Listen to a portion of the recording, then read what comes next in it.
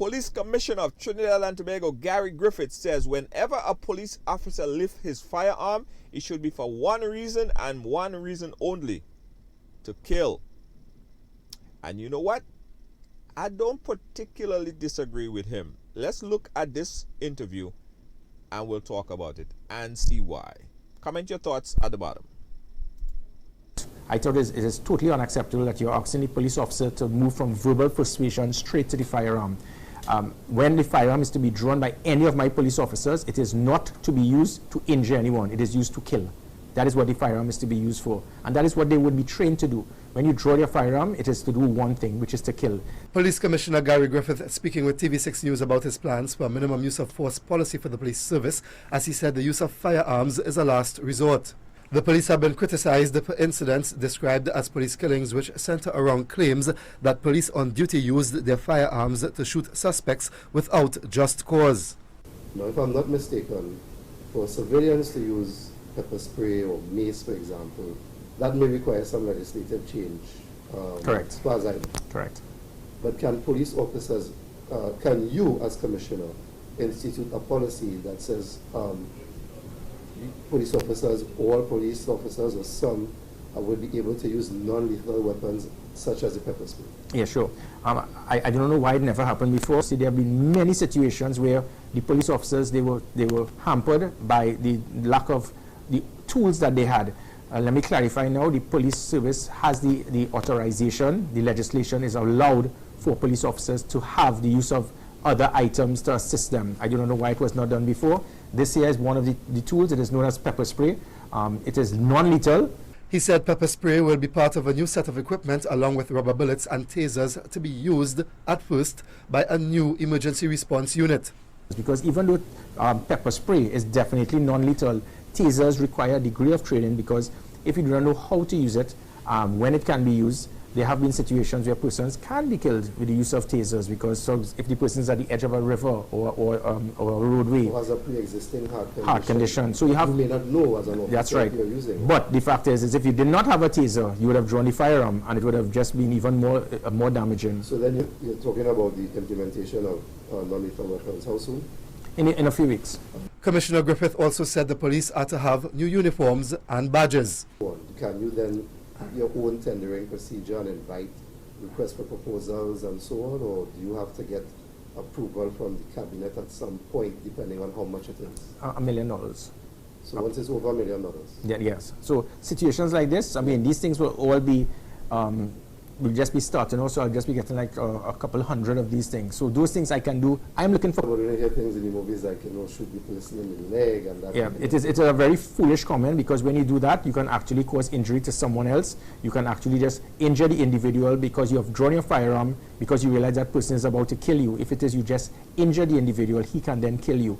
The drawing of a firearm is not in any way to be used to injure someone. It is to kill. That is and I want to show the serious nature of a firearm, which I can actually discuss with you pertaining to the issuing of firearms. We'll hear more from Commissioner Griffith about that and other aspects of the war. That was a great story here. I wanna touch on a couple things that was said here, right? I firmly believe that police officers should be given different options, right, to use on suspect, because that's what they are. They're a suspect, right? In any situation, you might go to make an arrest. A police officer might go to make an arrest, and the person might lunge at them or try to fight or punch at them or whatever the case is. Now, if you don't have the necessary tool, officers only have a gun. The only thing that they could reach for is to pull and shoot them. So he's right by saying that if once a police officer draw his gun, is not to injure no one, is to kill them, is to shoot to kill. No one shoot to break your foot, because you might shoot somebody to catch somebody in their foot. You might end up hitting somebody else. So they aim for the big mass, the large mass, right? So I firmly believe that police officers should be given other options than the firearm. Pepper spray is good, because once somebody's pepper spray, they can't see, they're disabled, you could get them, you could put them in handcuffs, police could get them like this. So they definitely should have more options to hold these individuals other than to kill them. With that being said, there is a lot of, from all reports, there is a lot that is happening right now in Trinidad and Tobago as it relates to gang violence, as it relates to killing. It is like out of hand. People are talking about this stuff. Just recently, a young lady, a pregnant young lady, was shot and killed by her and her boyfriend by who knows. I don't think they have the person in custody as yet. Nevertheless, people are saying it was a gang related incident, whatever the case is. I don't want to get into that. That's not the topic for discussion today, right now. But what I'm saying is, this is getting so much out of hand that innocent people are being killed. So what is the police to do after they go up against a situation with rival gangs shooting at them and all of this stuff? The police in turn have to hit back with equal force, right? So here is a problem. Here is a major problem that is happening, and I think that could be fixed. It have to start up at the head. At the head.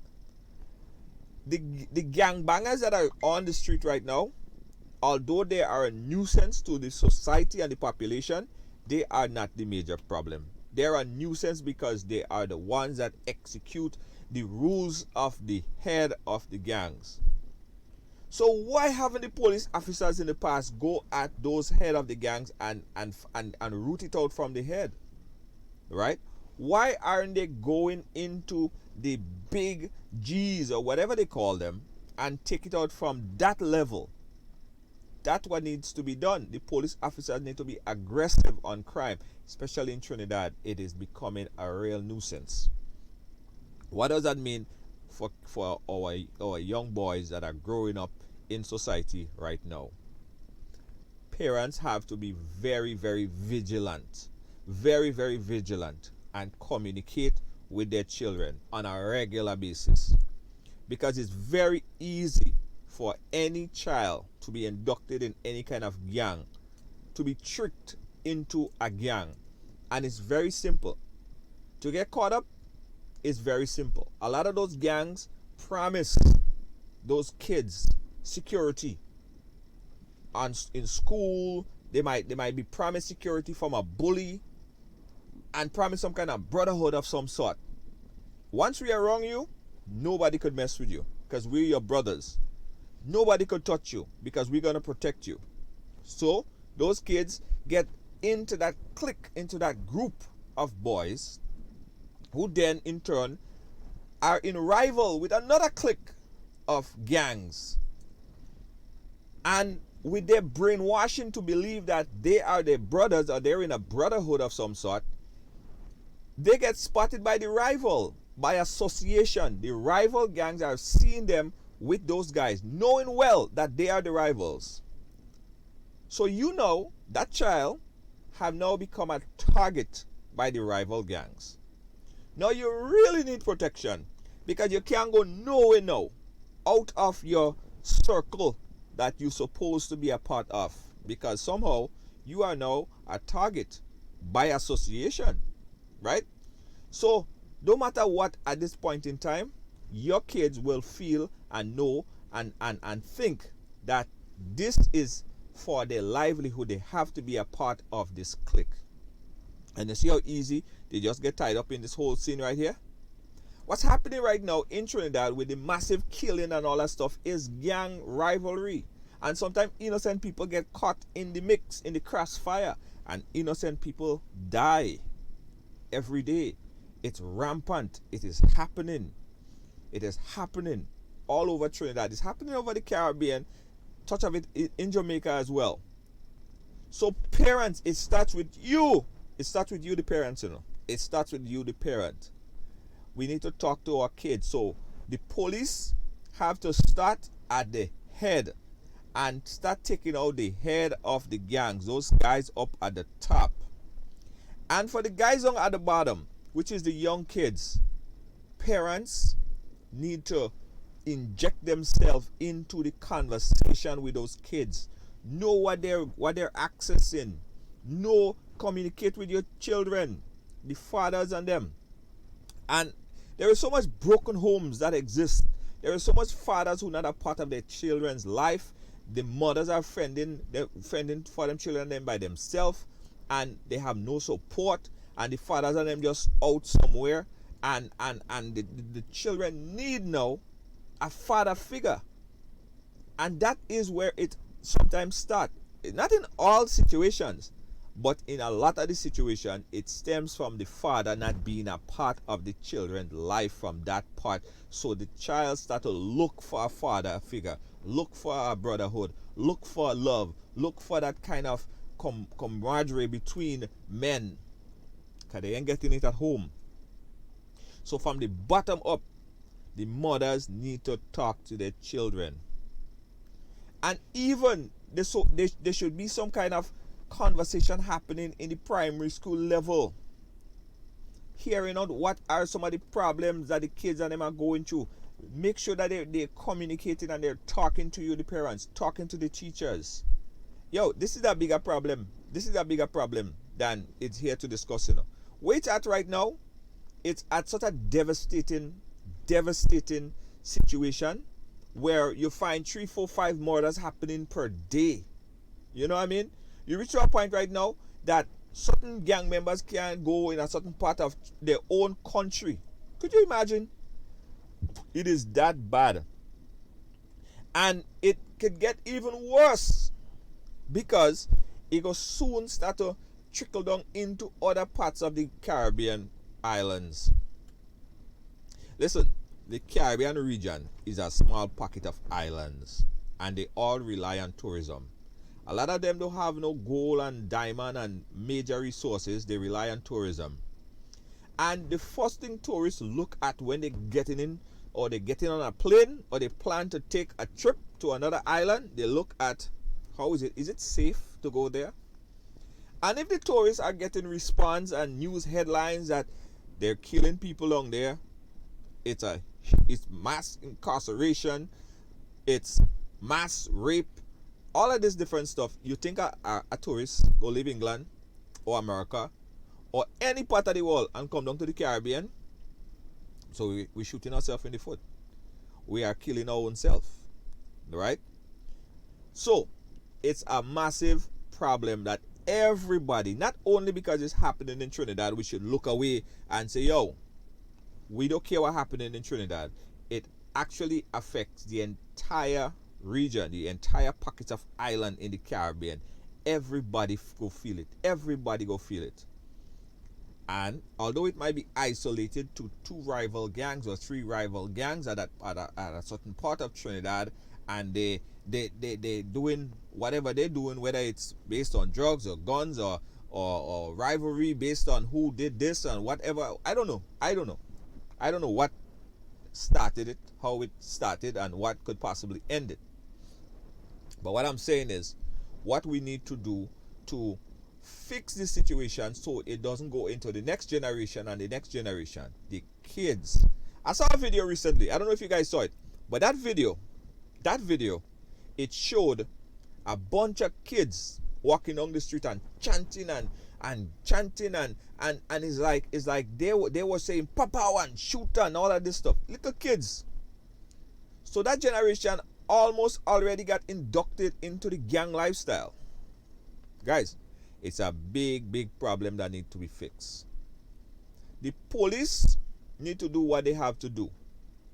But the police as well have to be very conscious of not overstepping their boundaries and overstepping their power, because the police are people just like you and me.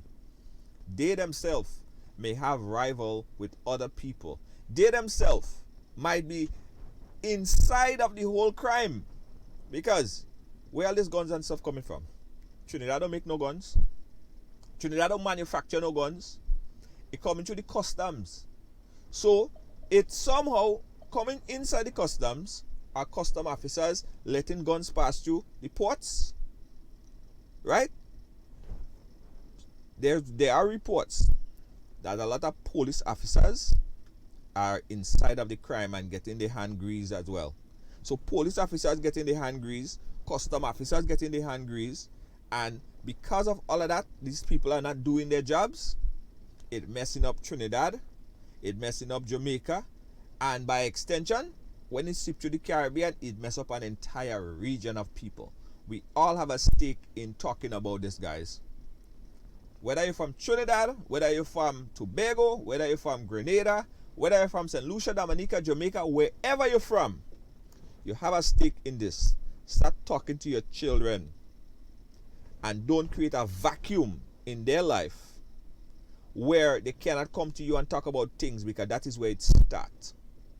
Don't let them pick up that gun. Don't let them pick up that gun, because once they pick up that gun, they can't put it down.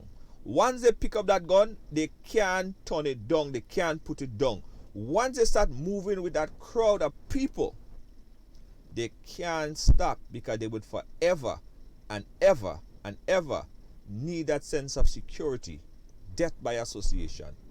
Be careful. That's all I have to say. We got to be very, very careful.